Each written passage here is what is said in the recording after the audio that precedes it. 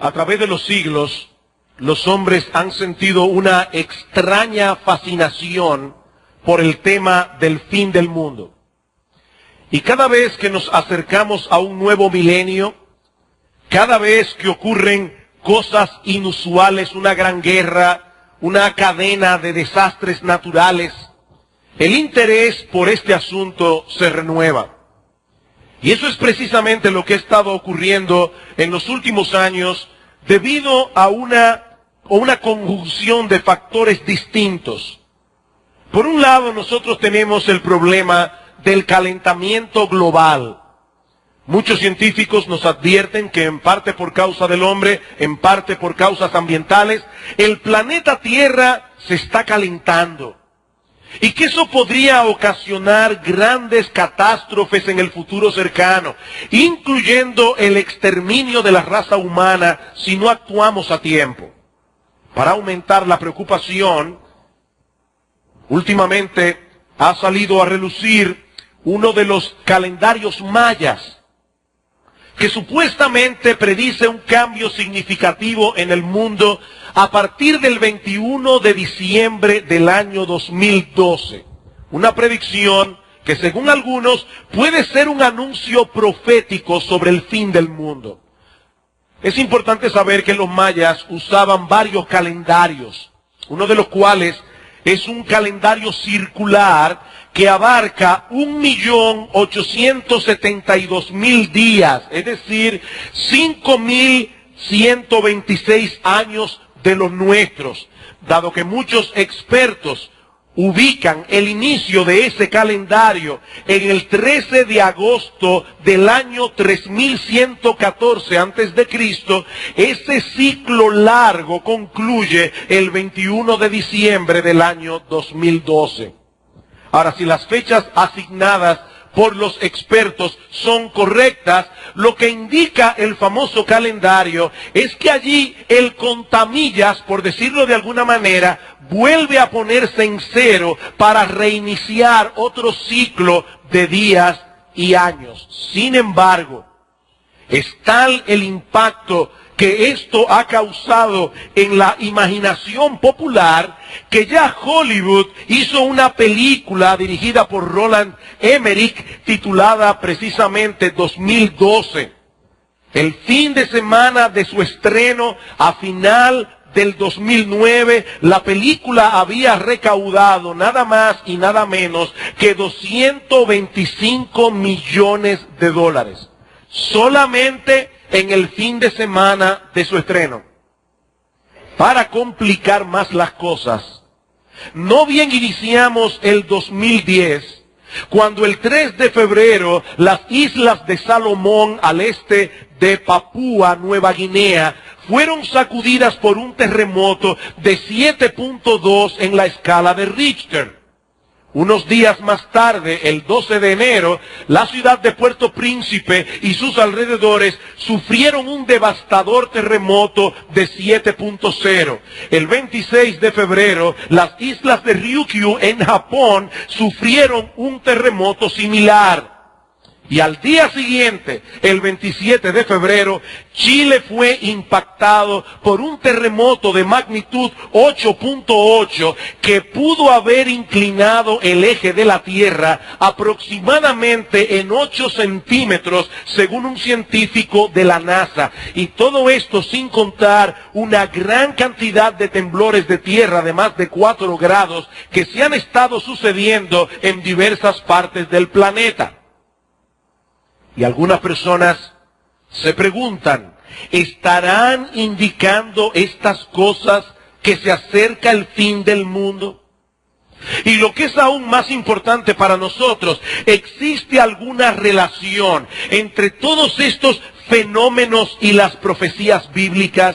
Bueno, esa es la pregunta que yo quiero responder en esta mañana a la luz de uno de los textos clave del Nuevo Testamento con respecto al tema del fin del mundo. Me refiero al discurso del Señor Jesucristo en el Monte de los Olivos y que se registra en el capítulo 24 del Evangelio de Mateo. Los invito, hermanos y personas que nos visitan, a abrir sus Biblias en el Evangelio de Mateo, en el capítulo 24 y vamos a leer los versículos 1 al 14.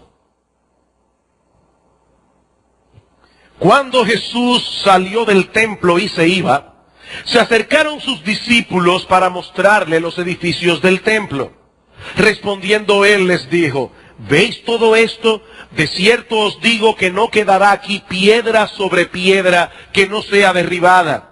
Y estando él sentado en el monte de los olivos, los discípulos se le acercaron aparte, diciendo: dinos, ¿cuándo serán estas cosas? ¿Y qué señal habrá de tu venida y del fin del siglo? Respondiendo Jesús les dijo: mirad que nadie os engañe, porque vendrán muchos en mi nombre diciendo: yo soy el Cristo, y a muchos engañarán, y oiréis de guerras y rumores de guerras. Mirad que no os turbéis, porque es necesario que todo esto acontezca, pero aún no es el fin, porque se levantará nación contra nación, y reino contra reino, y habrá pestes y hambres y terremotos en diferentes lugares.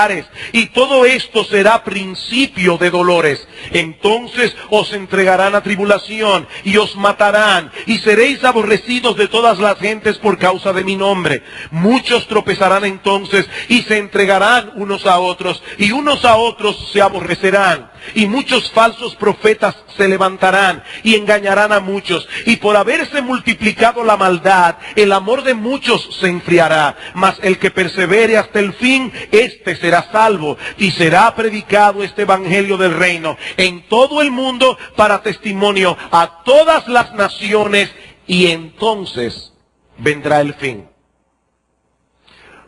Para nosotros poder entender la respuesta que Jesús le dio a sus discípulos aquel día, es de vital importancia que primero prestemos atención a la pregunta que ellos formularon.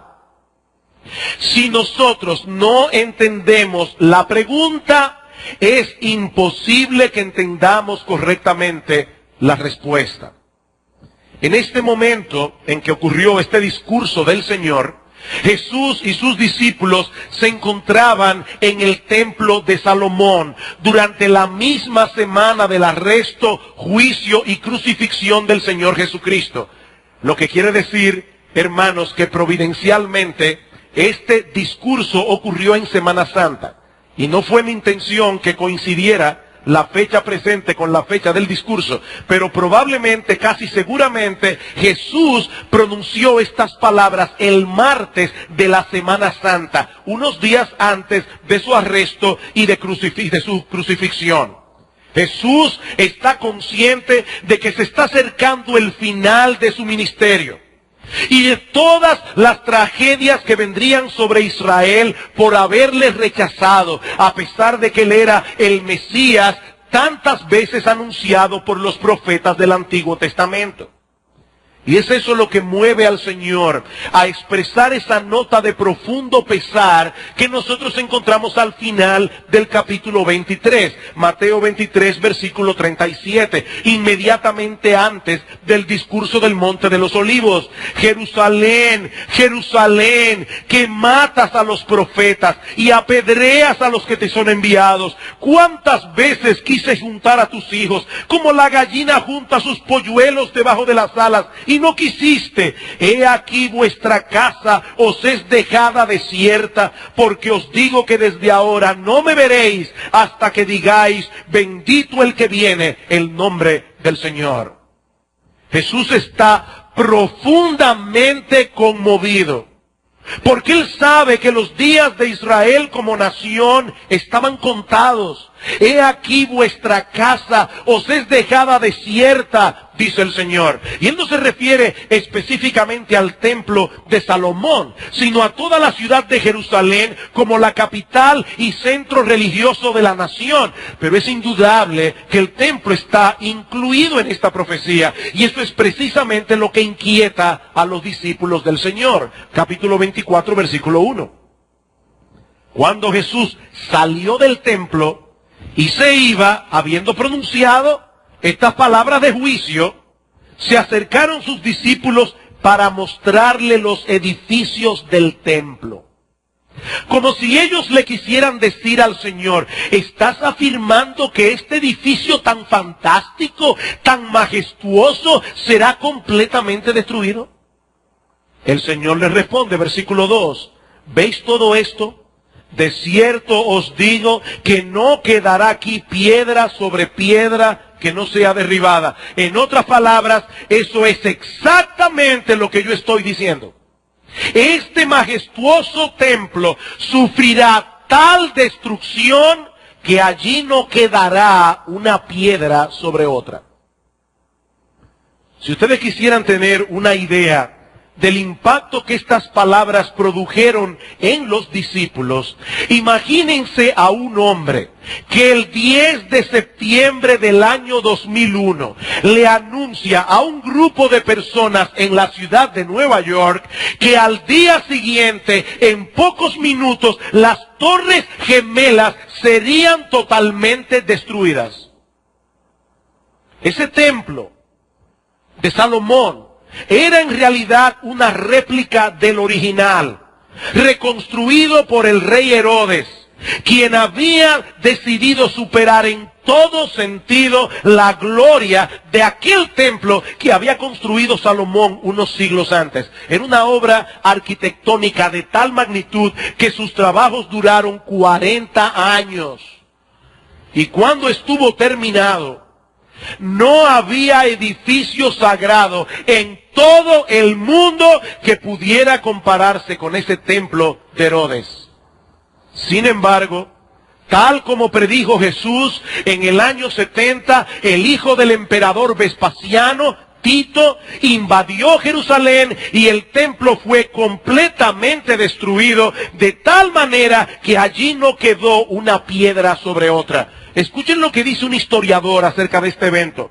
La ciudad y el templo fueron arrasados hasta sus cimientos. El solar sobre el cual se higuera el santuario fue arado como campo. De hecho, es interesante que Tito había dado órdenes de que no tocaran el templo, pero a un soldado se le ocurrió tirar una tea ardiendo. El templo comenzó a quemarse y aquellos soldados se volvieron como locos. Y lo que sucedió a partir de ahí fue devastador. Sigue diciendo este historiador: en el sitio y en la mortandad que le siguieron, más de 1 millón de judíos murieron. Los que sobrevivieron fueron llevados cautivos, vendidos como esclavos, conducidos a Roma para enaltecer el triunfo del conquistador, arrojados a las fieras del circo o desterrados y esparcidos por toda la tierra. Eso fue lo que Jesús predijo. Y eso fue lo que lamentó al final del capítulo 23, vuestra casa será dejada desierta. Pero sus discípulos no podían creer que algo como eso pudiera ocurrirle a su ciudad y a su templo. Para ellos, aquello tenía que ser algo así como el fin del mundo. Y es precisamente esto lo que los mueve a hacer las preguntas del versículo 3. Y estando él sentado en el monte de los olivos, los discípulos se le acercaron aparte diciendo: dinos, ¿cuándo serán estas cosas? ¿Y qué señal habrá de tu venida y del fin del siglo? Noten, mis hermanos y amigos que nos visitan en esta mañana, que aquí hay 3 preguntas en una. Primera pregunta: ¿cuándo serán estas cosas? ¿Cuáles cosas? Obviamente las que Jesús estaba profetizando sobre Jerusalén y sobre el templo. En segundo lugar, ellos conectan ahora la destrucción del templo con la venida de Cristo y el fin del mundo. Segunda pregunta: ¿qué señal habrá de tu venida? Tercera pregunta: ¿qué señal habrá del fin del siglo? Ahora, nosotros tenemos que entender que la palabra siglo allí no significa un periodo de 100 años. Esa expresión, el fin del siglo, era la que usaban los judíos para referirse al fin del mundo. Tal parece que en la mente de los discípulos, la destrucción de Jerusalén, la destrucción del templo, no podía significar otra cosa que el hecho de que el mundo estaba llegando a su fin. Pero Cristo quiere hacerles ver ahora que la destrucción de Jerusalén, La destrucción del templo no habría de ocurrir inmediatamente antes de su segunda venida y el fin del mundo. Muchas cosas tenían que suceder entre el primer evento y los otros dos. De paso, esa es una de las razones por las que muchas personas se confunden cuando leen el discurso del Monte de los Olivos. Ellos no toman en cuenta que Jesús está hablando de 3 eventos al mismo tiempo, separados por muchos años uno de otro, y que ya uno de esos eventos profetizados se cumplió. Cuando Cristo dice en el versículo 15, cuando veáis la abominación desoladora sentada en el santuario, se está refiriendo a esa profanación que Tito hizo del templo de Jerusalén en el año 70. Esa profecía ya se cumplió, pero Cristo sigue hablando de cosas que van a ocurrir en el tiempo de su venida y en el fin del mundo. Pero lo que el Señor quiere hacerle ver a sus discípulos es que el fin del mundo no estaba a la vuelta de la esquina. Que habían algunas señales que las personas suelen asociar con el fin del mundo, que en realidad no aseveraban que el mundo estaba a punto de terminar. Por eso alguien le llama a estas señales, señales que no son señales. Y es increíble cómo en el día de hoy, tantas personas, aún personas que leen las Escrituras, escuchan hablar de guerras, escuchan hablar de terremotos y dicen, el mundo se está acabando. Eso es precisamente lo que Cristo le dijo a los discípulos, que no iba a suceder. El Señor más bien está corrigiendo ese concepto equivocado en la mente de los discípulos. Noten una vez más el versículo 4. Respondiendo Jesús les dijo, mirad que nadie os engañe, porque vendrán muchos en mi nombre diciendo, yo soy el Cristo, y a muchos engañarán, y oiréis de guerras y rumores de guerras. Mirad que no os turbéis, porque es necesario que todo esto acontezca, pero aún no es el fin. Versículo 7, porque se levantará nación contra nación y reino contra reino, y habrá pestes y hambres y terremotos en diferentes lugares, pero todo esto será principio de dolores. No es el fin, dice Cristo, es el principio. Principio de dolores. Queridos hermanos y amigos que nos visitan en esta mañana, es evidente que el Señor está tratando de corregir la percepción equivocada que mucha gente tiene de que las catástrofes anuncian que el fin del mundo está a la vuelta de la esquina. Lo que Él está diciendo a sus discípulos es que ellos no debían dejarse confundir por esas cosas. Vendrían falsos cristos. Vendrían falsos profetas, como de hecho los ha habido a lo largo de toda la historia.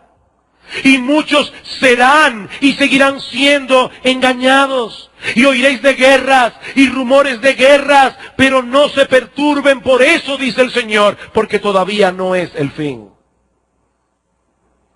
Cuando Jesús pronunció esas palabras, Roma había estado experimentando un largo periodo de paz. Pero apenas 4 décadas más tarde, las revueltas políticas se extendieron por todo el Imperio Romano, de tal manera que un año después del suicidio de Nerón, que ocurrió en el año 68 después de Cristo, 4 emperadores gobernaron en un mismo año.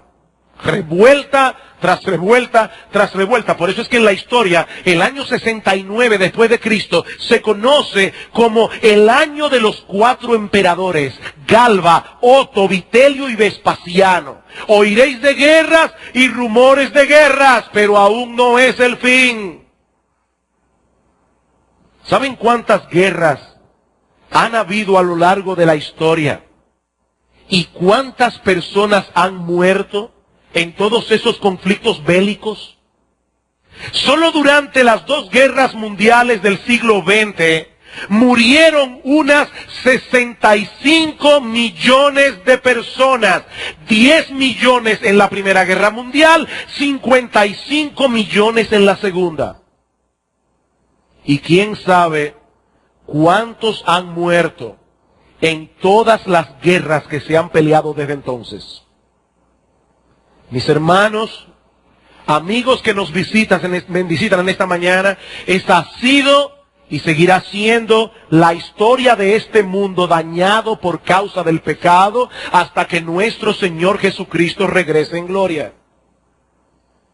Y lo mismo podemos decir de las otras señales que el Señor menciona en este discurso profético: hambres, pestes, terremotos en diferentes lugares. ¿Ustedes se imaginan el impacto que debe haber sido para el mundo antiguo la destrucción de Pompeya en verano del 79 después de Cristo? Pompeya era la París de aquellos días. Pompeya era una de las ciudades más importantes del Imperio Romano. Mucha gente rica y mucha gente de la nobleza romana tenía sus villas allí. Un dato curioso para que nosotros veamos que no hay nada nuevo debajo del sol es que cuando el Vesubio hizo erupción estaban próximas las elecciones. Por lo que muchos de los candidatos se habían dedicado a reparar los templos y los edificios públicos para ganarse el voto popular. Pero en pocas horas, la ciudad completa quedó sepultada en un espeso manto de lava volcánica. Y yo me imagino que aquello tiene que haber parecido a los ojos de muchos el fin del mundo. Pero los siglos han pasado y en la historia han quedado registradas un sinnúmero de desastres naturales que en su momento también causaron mucha destrucción y confusión. Nos espanta, y con razón, cuando estos fenómenos suceden uno detrás de otros, pero no podemos pensar por eso que está llegando el fin del mundo.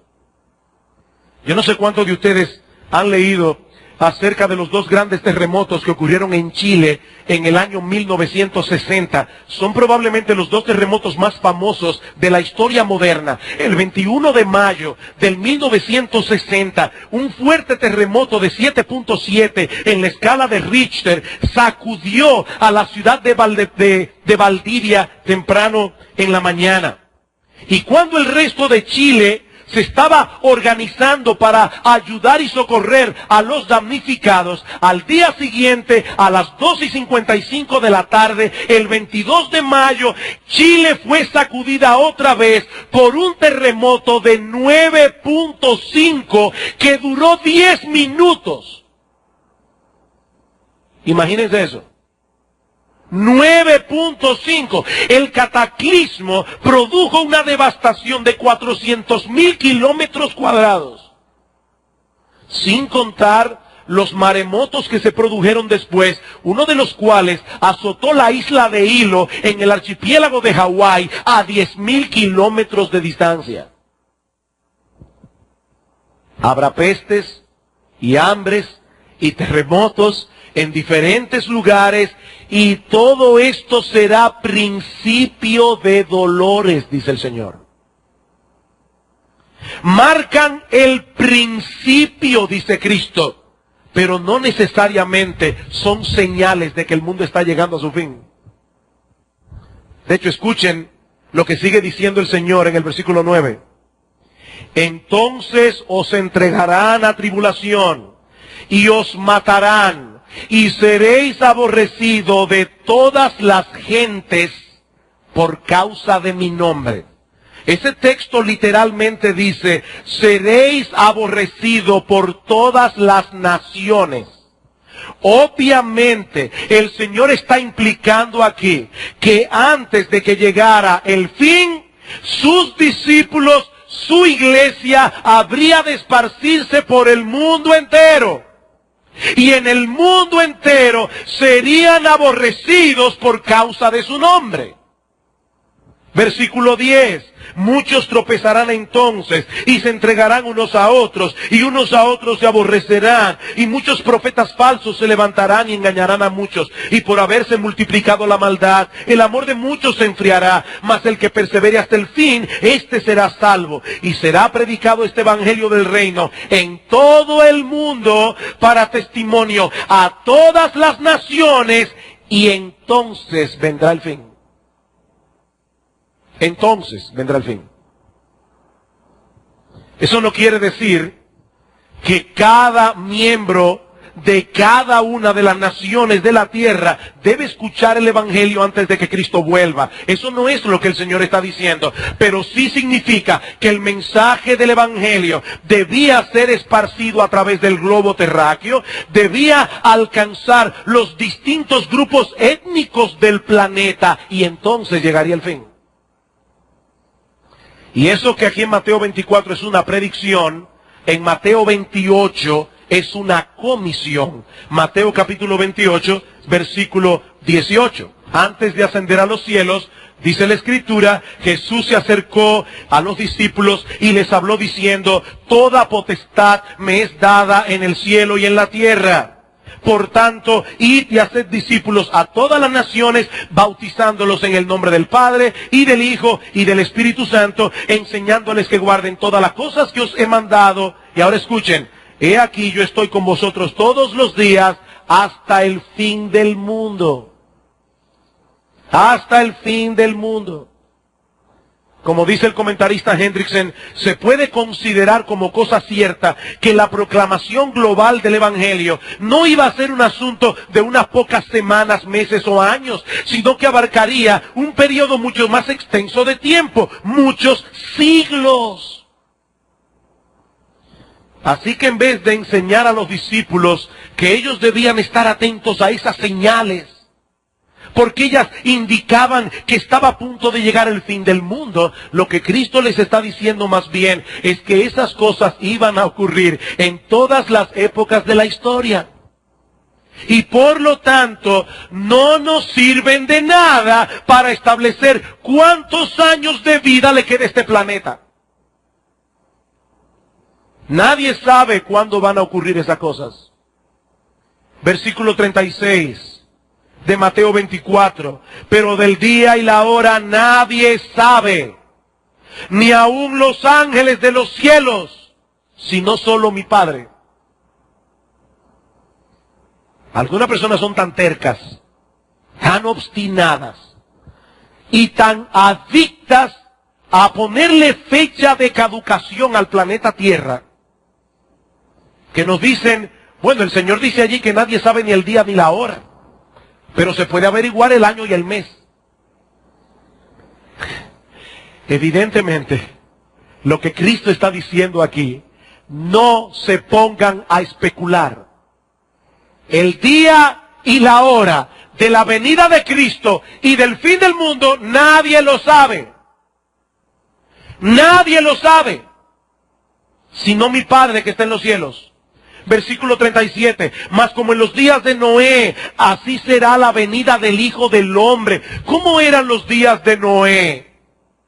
Allí estaba Noé predicando a su generación: arrepiéntanse cuando todavía hay tiempo, porque viene un diluvio universal.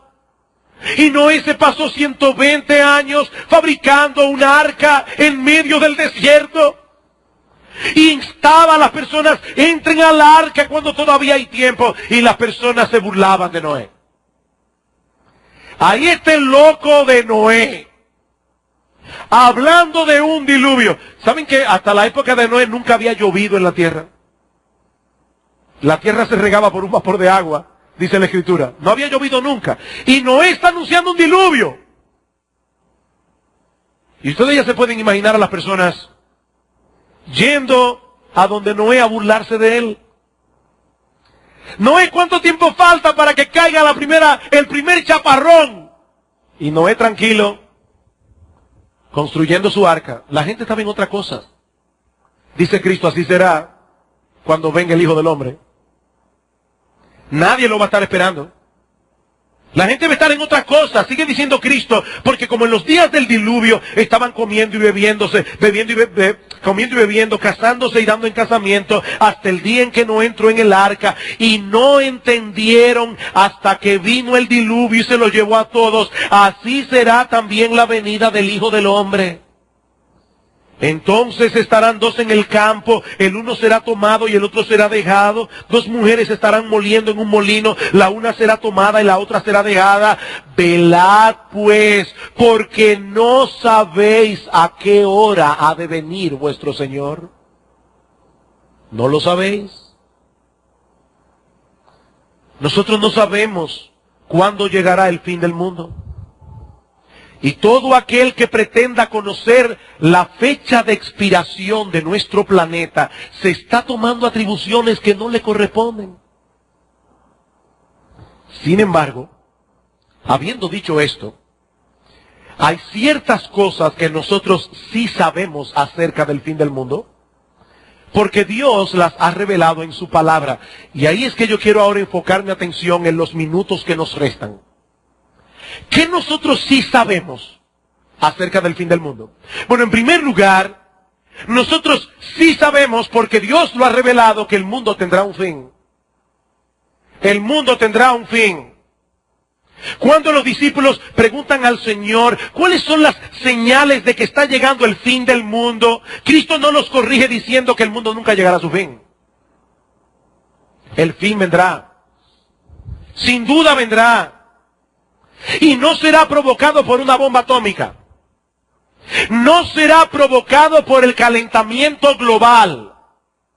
Y yo no estoy ni negando ni afirmando la veracidad de estos reportes. Lo que estoy diciendo es, no se preocupen por el momento, por el calentamiento global en lo que respecta al fin del mundo. Porque el mundo no va a acabar por el calentamiento global.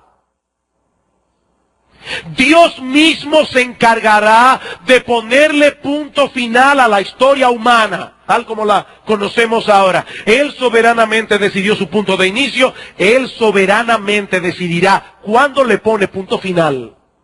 Eso es Dios, no el hombre. Dice el autor de la carta a los Hebreos, uno de los libros que componen el Nuevo Testamento, que el mismo Dios que conmovió la tierra cuando descendió en el monte Sinaí para entregarle las 2 tablas de piedra a Moisés con los 10 mandamientos, dice que ese mismo Dios ha dicho que conmoverá no solamente la tierra, sino también el cielo. Eso lo hará Dios, no el hombre. Los 2 terremotos de Chile de 1960 serán un juego de niños en comparación con lo que ha de ocurrir en aquel día. No sabemos cuándo vendrá el fin, pero el fin vendrá. En segundo lugar, nosotros también sabemos que el fin del mundo será concomitante con la segunda venida de Cristo. Mateo 24, versículo 29. E inmediatamente después de la tribulación de aquellos días, la Biblia profetiza que antes de la venida del Señor se desatará una fuerte persecución contra la iglesia de Cristo. Y dice inmediatamente después de la tribulación de aquellos días, que no sabemos cuánto durará, el sol se oscurecerá, la luna no dará su resplandor, las estrellas caerán del cielo, la potencia de los cielos serán conmovidas, y entonces aparecerá la señal del Hijo del Hombre en el cielo. Y entonces lamentarán todas las tribus de la tierra y verán al Hijo del Hombre viniendo sobre las nubes del cielo con poder y gran gloria. Los discípulos le preguntaron al Señor, ¿cuál es la señal del fin del mundo? Cristo les dice, no son las guerras, no son las pestes, no son las hambrunas, no son los terremotos. ¿Saben cuál es la señal? La segunda venida en gloria de nuestro Señor Jesucristo, la cual será visible en el mundo entero y que será acompañada de eventos extraordinarios. Esa es la señal. Nosotros no sabemos cómo debemos interpretar cada uno de esos detalles que aparecen en el versículo 29. Dice Hendrickson, mientras este panorama profético no se haya hecho historia, probablemente no sepamos cuánto de esta descripción ha de ser tomado en forma literal y cuánto en forma figurada. Pero ¿saben una cosa? No hay duda de que el Señor está describiendo un cataclismo universal que antecede a la creación de cielos nuevos y tierra nueva, como se profetiza en otros pasajes de las Escrituras. Y pueden estar seguros de algo. Personas que están aquí en esta mañana, escúchenme con atención.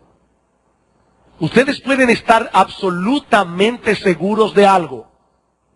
Así como se han cumplido al pie de la letra cientos de profecías contenidas en la Biblia, nosotros podemos estar completamente seguros de que todas las profecías concernientes al fin del mundo se cumplirán también. Dios no miente. Dios no advierte de juego. Nosotros estamos a la espera de la segunda venida en gloria de nuestro gran Dios y Salvador Jesucristo. El mismo que hace 2000 años nació de una virgen en Israel, nació en el poblado de Belén y en la familia de David, tal como había sido profetizado en el Antiguo Testamento. Ese mismo Jesús que por 3 años y medio ministró en medio de su pueblo, ese mismo Jesús que luego fue a la cruz a pagar nuestra deuda con la justicia divina, ese mismo Jesús que al tercer día se levantó de los muertos, cuyo mensaje de salvación ha sido y está siendo proclamado a través de todo el globo terráqueo para la salvación de miles de millones de todo pueblo, lengua y nación. Ese mismo Jesús volverá en gloria otra vez.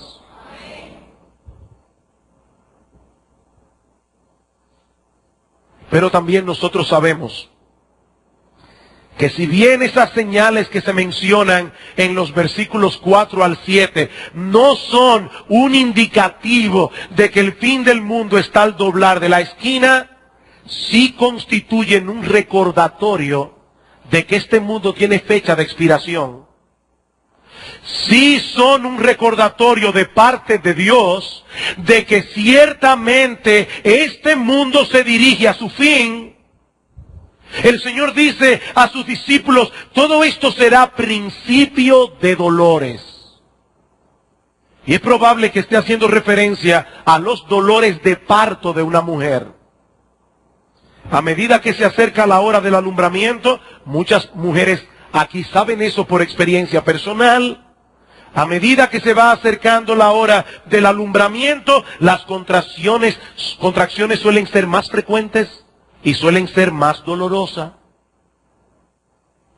Sí, siempre ha habido guerras, rumores de guerras. En todas las épocas de la historia, el mundo ha sufrido pestes, hambrunas, terremotos, pero como señala un comentarista, a medida que nos acercamos a la fecha de vencimiento de este mundo pecador, probablemente estas cosas sean más numerosas, más extensas y más terribles que nunca. Cuando la tierra tiembla debajo de nuestros pies y todas las cosas a nuestro alrededor comienzan a desmoronarse, no solo recordamos que vivimos en un mundo perecedero, sino también que nosotros no somos dueños de nuestro destino. Nosotros no somos dueños de nuestro destino. Yo no puedo imaginar siquiera lo que sería experimentar por 10 minutos un terremoto de 9.5 en la escala de Richter. Pero en situaciones como esas es que el hombre se da cuenta de su propia fragilidad. Es en situaciones como esas que el hombre se da cuenta de cuánto necesita un refugio seguro y permanente. Mi amigo, déjame hacerte una pregunta. ¿Tú sabes dónde se encuentra ese refugio? ¿Sabes tú dónde se encuentra ese refugio seguro y permanente? Déjame decirte dónde. Dice el salmista en el Salmo 46, Dios es nuestro amparo y fortaleza, nuestro pronto auxilio en las tribulaciones. Por tanto, no temeremos, aunque la tierra sea removida y se traspasen los montes al corazón del mar, aunque bramen y se turben sus aguas y tiemblen los montes a causa de su braveza. No temeremos. Dios es nuestro amparo. Dios es nuestro refugio. Dios es nuestra fortaleza. Pero finalmente, nosotros también sabemos que la única razón por la que el fin del mundo no ha llegado todavía es por la necesidad de que se siga expandiendo por el mundo el mensaje del Evangelio. Es la única razón. La única razón. Y será predicado este evangelio del reino en todo el mundo para testimonio a todas las naciones, y entonces vendrá el fin. No antes, entonces vendrá el fin. Nosotros no sabemos en qué momento esta señal se habrá cumplido completamente. Pero este texto sí nos da una idea de la enorme importancia que tiene para Dios la proclamación del evangelio. Irónicamente, es por causa de ese mensaje que el mundo desprecia. Es por causa de ese mensaje que el mundo considera como una estupidez que el mundo todavía está en pie. Increíble. Por ese mensaje que el hombre pisotea. Ese mensaje del cual el hombre se burla es la única razón por la que este mundo no ha sido destruido todavía.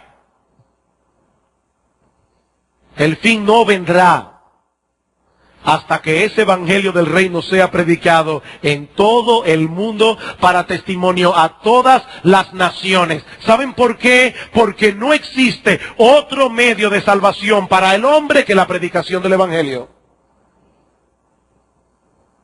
¿Conoces tú, mi amigo, el contenido de ese mensaje al que Dios le da tanta importancia? ¿Tú conoces el evangelio? Permíteme resumírtelo en pocas palabras. El evangelio es la buena noticia de que Dios ofrece gratuitamente al hombre, gratuito, el perdón de todos sus pecados, un indulto absoluto y total, juntamente con el don de la vida eterna, únicamente por confiar en Jesucristo y en la obra de salvación que Él llevó a cabo en la cruz del Calvario. Eso es todo. No es más complicado de ahí. Por eso es que nosotros decimos que el evangelio es una palabra griega que significa buena noticia. El evangelio es una buena noticia que comienza con una mala. Y si nosotros no conocemos la mala noticia que sirve de punto de partida para el evangelio, de ninguna manera podemos entender cuán extraordinaria es la salvación que el evangelio oferta. De nada serviría tratar de convencer a un hombre para que se someta a un tratamiento sumamente efectivo de quimioterapia si no lo convencemos primero de que tiene cáncer. ¿Para qué me voy a someter a un tratamiento de quimioterapia si yo no estoy enfermo? Cristo dijo en cierta ocasión, los sanos no tienen necesidad de médicos sino los enfermos. Yo no he venido a llamar a justos, sino a pecadores al arrepentimiento. Mi amigo, esa es la mala noticia que sirve de punto de partida al evangelio. Somos pecadores. En incontables ocasiones hemos violado la ley moral de Dios. Mi amigo, esa mentirita blanca que para ti es algo tan inocente, dile que yo no estoy aquí. Esa mentirita blanca que para ti es algo tan trivial, es una violación de la ley moral de Dios. ¿Sabes lo que dice la Biblia, mi amigo? Que si algún hombre mira a una mujer que no es su esposa para codiciarla, ya adulteró con ella en su corazón. Si yo preguntara en esta mañana, ¿cuántos asesinos hay aquí? Probablemente nadie levantaría la mano, a menos que conociera lo que la Biblia enseña. Porque sabes, mi amigo, lo que la Biblia enseña, que si alguno se enoja pecaminosamente contra su hermano, que si alguno le da riendas sueltas a ese enojo a través de palabras hirientes, a través de palabras denigrantes, ya uno es culpable de homicidio delante de Dios. ¿Cuántos homicidas están sentados aquí? Mi amigo, somos pecadores. Tú puedes ser una persona muy decente. Tú puedes ser una persona muy moral a los ojos de la sociedad. Pero ¿sabes lo que tú eres a los ojos de Dios? Un pecador que merece la condenación del infierno. Dice la Biblia que Dios miró sobre la tierra y no vio un solo hombre que hiciera lo bueno. Romanos capítulo 3, versículo 12. No hay, dice la Biblia, ni siquiera uno. Y siendo Dios infinito en justicia, Él no puede aceptar en su presencia pecadores culpables, a menos que alguien pague por nuestros pecados, muriendo en nuestro lugar. La Biblia dice, la paga del pecado es la muerte. Alguien tiene que morir en nuestro lugar. Alguien tiene que satisfacer las demandas de la justicia de Dios. Pero no puede ser cualquiera. Ese alguien tiene que ser un ser perfecto en santidad. Tiene que ser alguien que él mismo no tenga deudas delante de la justicia de Dios. Pero no solo eso, ese alguien debe ser una persona de valor infinito, porque él va a pagar delante de Dios una deuda infinita. ¿Sabes, mi amigo, cuál es el gran problema de la salvación? Que en todo el universo hay un solo ser que tiene esas dos características, y es Dios mismo. Y Dios no puede morir porque es Dios. Ah, pero gloria al Señor. Ahí viene la gran noticia del Evangelio. Dios se hizo hombre. La segunda persona de la Trinidad asumió una naturaleza humana.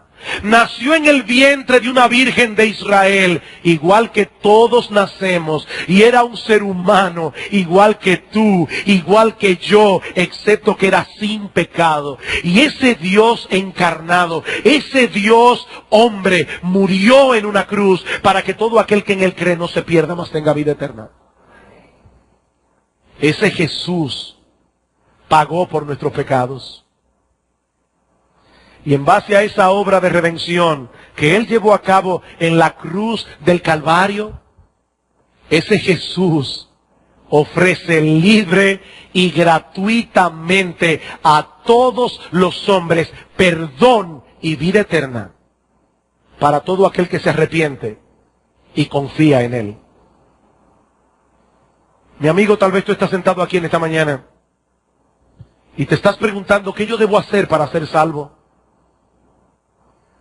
No te voy a invitar a que levantes tu mano aquí en público. No te voy a invitar a que vengas al frente de esta iglesia. Allí donde estás sentado, tú puedes pedirle a Dios que tenga misericordia de ti. Allí donde estás sentado, tú puedes pedirle a Dios que perdone tus pecados. Tú puedes pedirle a Dios que te ayude, porque tú quieres divorciarte de tu vida de pecado y vivir para Él. Pero tú sabes que no lo puedes hacer en tus propias fuerzas. Pídeselo a Él. Pídeselo a Él, pídele al Señor que perdone tus pecados, pídele que tenga misericordia de ti. Dice la Biblia que Él no echará fuera a nadie que venga a Él clamando por misericordia. Él es un gran Salvador. ¿Saben cuál es el deleite de Dios? Perdonar pecadores. Por eso dice la Biblia que hay gozo en el cielo cuando un pecador se arrepiente.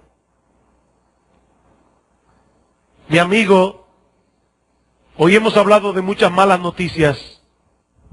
Este mundo tiene un fin, pero esa no es toda la historia. El Señor ha prometido crear cielos nuevos y tierra nueva donde mora la justicia. Si tú quieres ser partícipe de eso, mi amigo, ven a Cristo.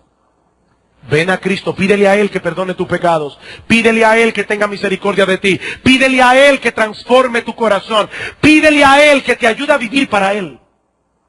Él es un poderoso Salvador.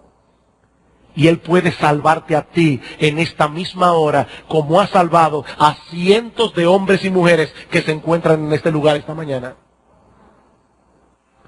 Mi amigo, la puerta de la salvación está abierta todavía para ti. No desprecies la invitación de Dios, porque mañana puede ser muy tarde.